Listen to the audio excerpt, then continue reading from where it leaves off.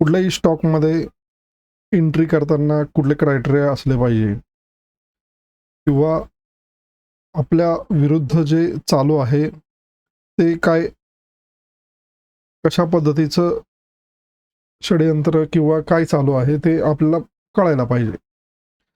तर त्याच्यासाठी हा एक व्हिडिओ आहे.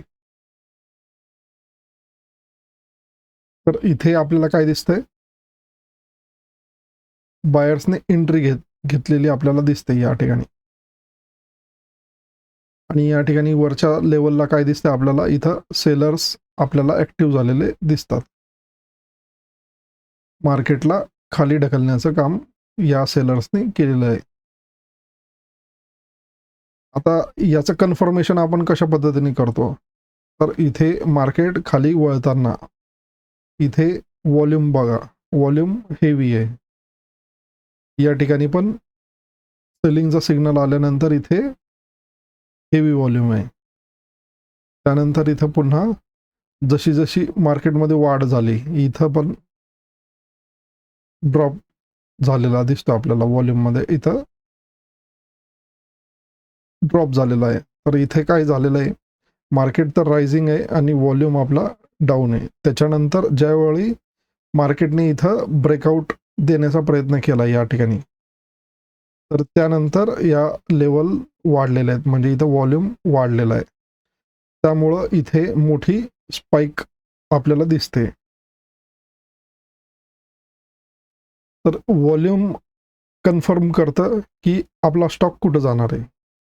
तर टॉपला या ठिकाणी आपल्याला विक्रीचे कॅन्डल दिसते, म्हणजे जवळपास 140 ते 170 एवढी रेंज आहे आणि त्याच्यामध्ये बेरिश कॅन्डल तयार झालेली.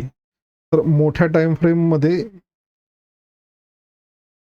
काय, डेलीच्या टाइम फ्रेममध्ये भली मोठी कॅन्डल दिसते आणि त्याची पण बेरिश शॅडो आहे आणि ती सुद्धा टॉपवरती तयार झाली. म्हणजे या बॉटमला आपल्याला काय दिसतंय, खरेदी झालेली दिसते आणि वरून माल पूर्ण ढकलून दिलाय खाली. खालच्या लेवलला ढकलून दिलेला आहे माल आणि आता मला काही गरज नाही या मालाची, तुम्ही सगळं होल्ड करा. पहिलं वरती घेऊन जाण्याचा प्रयत्न केला. जशी ओपनिंग झाली, ह्या कॅन्डलमध्ये जशी ओपनिंग झाली, थोडं झूम करूया आपण.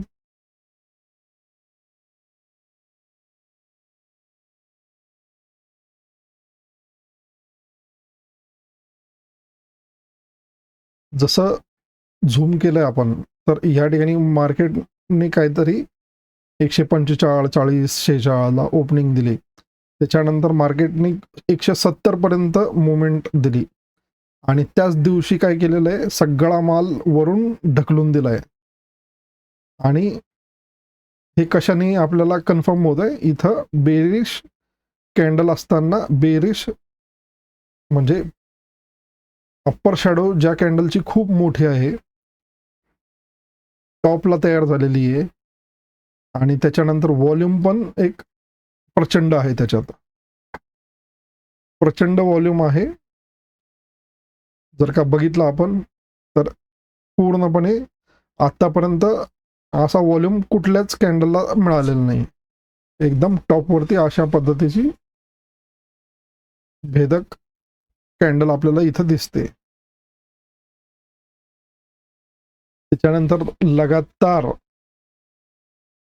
1 दिवस, 2 दिवस, 3 दिवस, 4 दिवस काय झालेलं आहे, एका रेंजमध्ये मार्केटला वरती ओपन करायला लावलेलं आहे.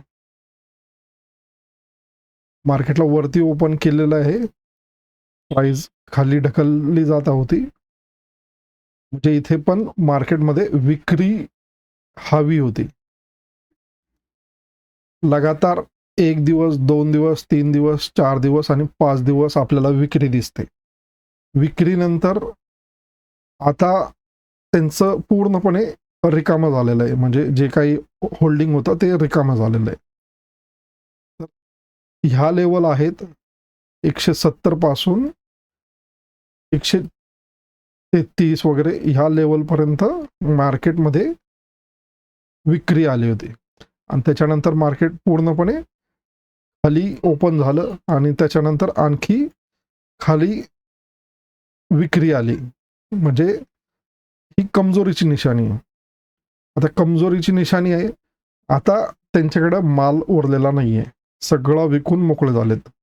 त्यामुळं ज्यांनी काही होल्ड केलेला असेल, जे काही लोक अडकलेले आहेत, आता ते अडकलेलेच आहेत.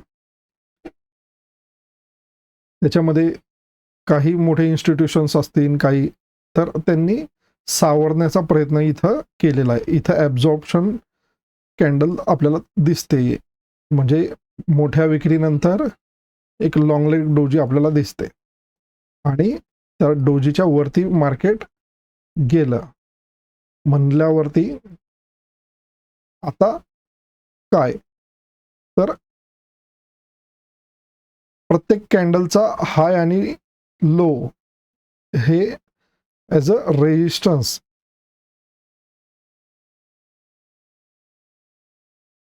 रेजिस्टन्स आणि सपोर्ट म्हणून काम करत असतं. तर याच्या रेंजच्या वरती मार्केट जायला पाहिजे.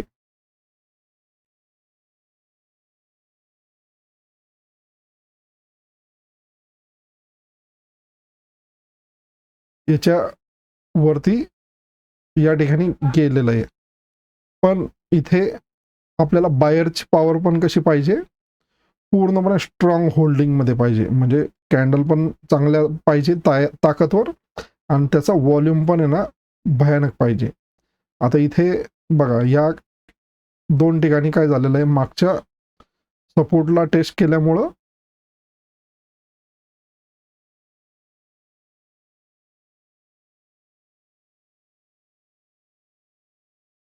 मागच्या ह्या सपोर्टिंग लाईनला टेस्ट केल्यामुळं इथे बायर्स एंटर झालेत.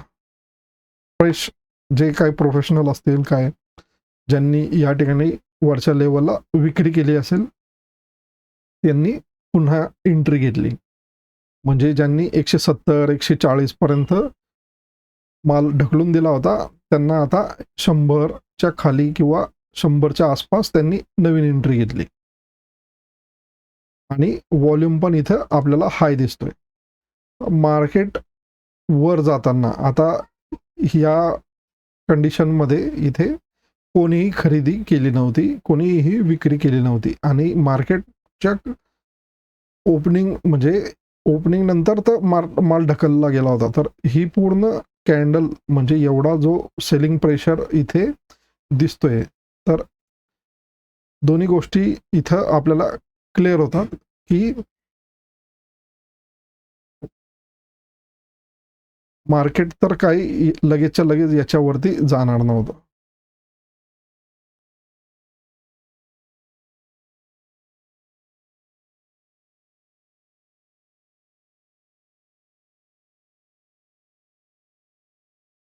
आणि वरच्या लेवलला तर आपल्या जे काही सेलिंग झोन आहे,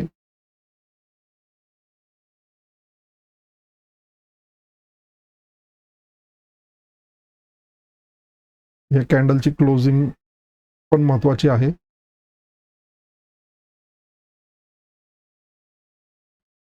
तर जेव्हा जेव्हा मार्केटने इथपर्यंत जाण्याचा प्रयत्न केलाय, तर इथे पुन्हा ते बाहेर पडत आहेत, म्हणजे यांनी माल खाली खरेदी केला आणि पुन्हा याच लेवलला जाऊन मार्केटमध्ये 1 2 3 4 5 या लेवलला विक्री केली,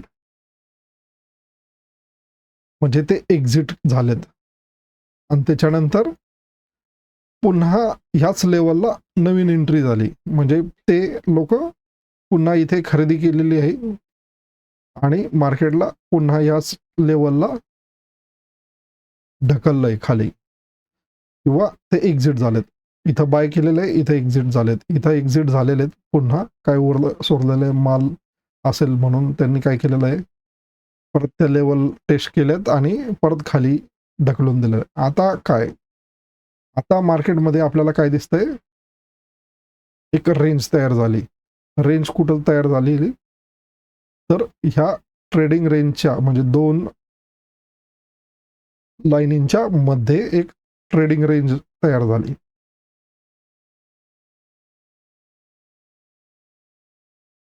तर इथे आपल्याला व्हॉल्यूम कसा दिसतोय? व्हॉल्यूम आपल्याला कमी कमी झालेला दिसतोय इथं. पडताना पण व्हॉल्यूम कमी आहे आणि ज्यावेळी मोठी कॅन्डल तयार होते किंवा माल ढकलून दिलेला आहे वरून खाली, त्यावेळी हे व्हॉल्यूम आपल्याला दिसतोय, मोठा व्हॉल्यूम दिसतोय आपल्याला. तर तुम्हाला जर का ॲव्हरेज करायचं असेल, तर ह्या लेव्हलला एक चान्स मिळतो ॲव्हरेज करायला. ह्या लेव्हलला एक चान्स मिळतो. रिस्क तिथं घेऊ शकता तुम्ही जर का तुम्हाला ॲव्हरेज करायचं असेल तर.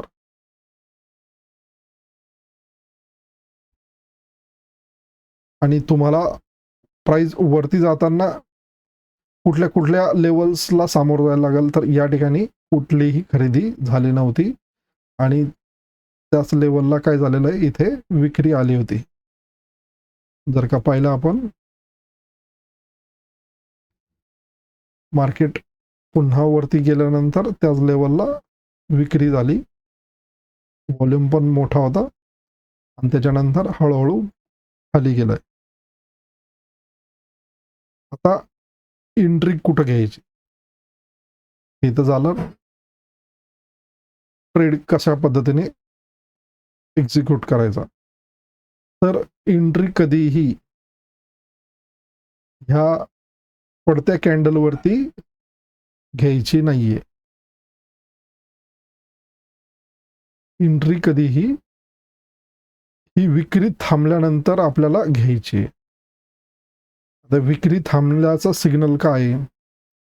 तर पहिलं तर ब्लॅक कॅन्डलच्या हायच्या वरतीच आपल्याला खरेदी करायची आहे.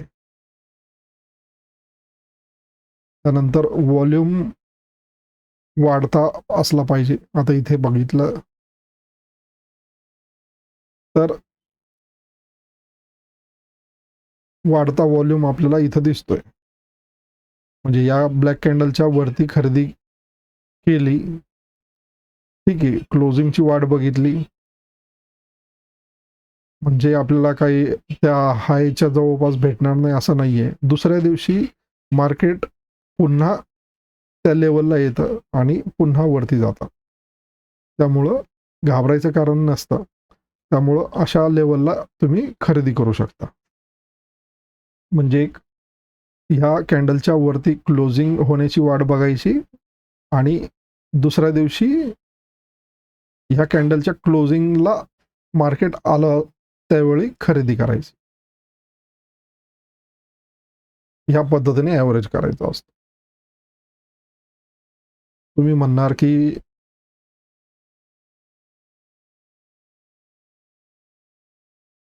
मी इथे खरेदी करू शकतो, स्वस्तात मिळेल, ॲव्हरेज चांगला भेटेल. हे रिस्की काम आहे. रिस्की म्हणजे काय? ज्या गोष्टीची आपल्याला माहिती नसते, त्या ठिकाणी जर का आपण खेळत असू, तर ते एक रिस्क वाढ होते त्यामध्ये. बेस्ट पर्याय काय आहे?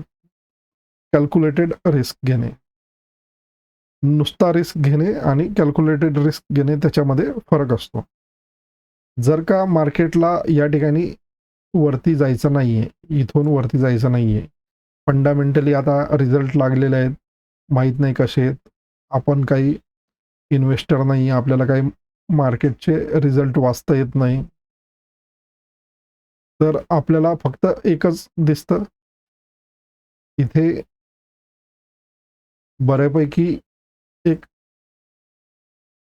फॉल आलेला होता आणि त्याच्यानंतर पुन्हा एकदा विक्री आली आणि सपोर्ट तोडण्यासाठी याच्याकडे पॉवर पण आहे. पण या ठिकाणी व्हॉल्यूमचा सपोर्ट नाहीये. तर आपण इथं हाय ब्रेक केल्यानंतर एंट्री घेऊ शकतो. हाय ब्रेक केल्यानंतर एंट्री घेऊ शकतो. पण इथे जर का मोठी कॅन्डल, अशी भली मोठी कॅन्डल तयार झाली, याचा अर्थ काय होईल? मार्केटमध्ये विक्री आलेली होती आणि इथे जे काही हे जे प्रोफेशनल लोक आहेत त्यांना नवीन एंट्री घ्यायचीच नाहीये किंवा त्यांना काही इच्छा नाहीये या स्टॉकला खरेदी करायची. जर का भली मोठी ब्लॅक कॅन्डल आली किंवा या सपोर्टला ब्रेक केलं किंवा याच्या खाली क्लोजिंग द्यायचा प्रयत्न केला किंवा तर तुमच्यासारखे लोक आहेत किंवा माझ्यासारखे लोक आहेत इथे फक्त होल्ड करून थांबलेले आहेत. त्यामुळं काय होतंय ह्या सपोर्टला टेस्ट केल्यानंतर काय घडल याची वाट बघतायत त्यांचा अंतिम निर्णय घेण्यासाठी की मला इथं एक्झिट केलं पाहिजे की नाही. आधीच खरेदी करून बसले असतील किंवा ऑलरेडी होल्डिंग असेल तर हे लोक सगळे वाट बघतायत. कशाची वाट बघताय? ही लेवल टेस्ट केल्यानंतर इथे विक्री किंवा खरेदी येते का काय. जर का या ठिकाणी खरेदी आली म्हणजे खरेदी करणाऱ्यांनी उत्सुकता दाखवली, इंटरेस्ट दाखवला, खरेदी करण्याचा इंटरेस्ट दाखवला, तो कसा दिसेल? एकतर ब्लॅक कॅन्डल मागच्या कॅन्डलच्या हायच्या वरती जाऊन क्लोज होणे, मग एंट्री आपण त्या ठिकाणी एकतर व्हाईट कॅन्डलच्या 50% घेऊ शकतो किंवा ब्लॅक कॅन्डलच्या ओपनिंग प्राइसला आपण एंट्री घेऊ शकतो. 2 सिनारिओ अशा पद्धतीने आपल्याला मिळतात, ब्लॅक कॅन्डलच्या ओपनिंगला किंवा व्हाईट कॅन्डलच्या 50%. हा जो एरिया आहे तो सपोर्ट म्हणून काम करतो. त्यावेळी मग आपलं टार्गेट पहिलं तर हे टार्गेट राहील ह्या लेवलला पुन्हा एकदा चाचणी करायला लागेल मार्केटला. इथून पण खाली जाऊ शकतं. जर का फॉल व्हायचा असेल तर इथून मार्केट करेक्शन घेऊन पुन्हा खाली जाऊ शकतं. कारण मागच्या वेळी 170 वगैरे त्याच्या वरती किमती अस्थिर होत्या.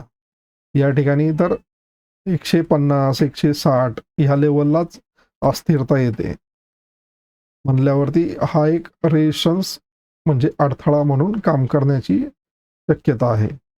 या लेवल सगळ्या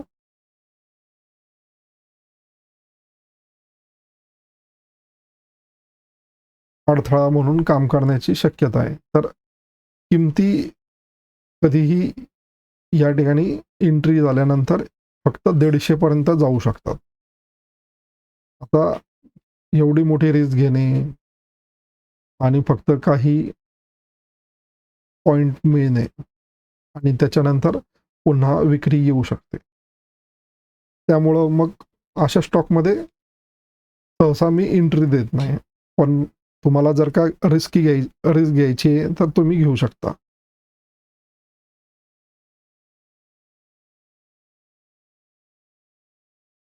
इथे फॉल आल्यानंतर मार्केट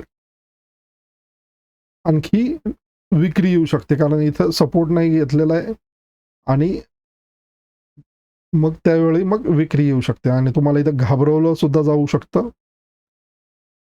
म्हणजे इथे इंटरेस्ट दाखवला जाणार नाही. त्याच्यानंतर 2-3 कॅन्डल अशा ब्लॅक बनतील आणि लगेचच ह्या लाईनला वरच्या लेवलला ब्रेक होईल. म्हणजे त्यावेळी मग तुम्हाला इथे क्लोजिंगच्या वरती जी काही असेल रिटेस्ट झाल्यानंतर परत पुन्हा एक चांगली क्लोजिंग भेटली मग त्या कॅन्डलच्या हायच्या वरती तुम्हाला खरेदी करायचं आहे. मग ही जी काही खालची जी खेळी आहे हिला आपण मोठ्या इन्स्टिट्यूशन्सची खेळी म्हणू शकतो किंवा फसवणूक म्हणू शकतो. ती फसवणूक करून ते आपल्याकडनं माल घेऊ शकतात आणि मग नंतर किमतींना वरती घेऊन जाण्याचा प्रयत्न. मग त्यावेळी आपल्याला हे 160 वगैरे हे टार्गेट मिळू शकतं. जर का ह्याच लेवलला खरेदी झाली तर सरळ आपल्याला फक्त 150 किंवा एवढं टार्गेट मिळेल. जर का इथून खाली ब्रेक होऊन गेलं तर मग आपल्याला 170 वगैरे हे टार्गेट मिळू शकतं. तर अशा पद्धतीने तुम्ही कॅल्क्युलेटेड रिस्क घ्या आणि तुमचे निर्णय मार्केट कशा पद्धतीने जाईल याच्यावरती आधारित पाहिजे. तुमच्या अकाउंटमध्ये तुम्हाला लॉस दिसतोय किंवा तुमची प्राइस तुम्ही वरती खरेदी केलेली आहे किंवा काय केलेलं आहे, ते अंतिम निर्णय तुमचा राहील आणि त्याच्यावर आधारित तुम्हाला ट्रेड घ्यायचा आहे. धन्यवाद. माझं एवढं म्हणणं ऐकून घेतल्याबद्दल. व्हिडिओ इथंच थांबवतो.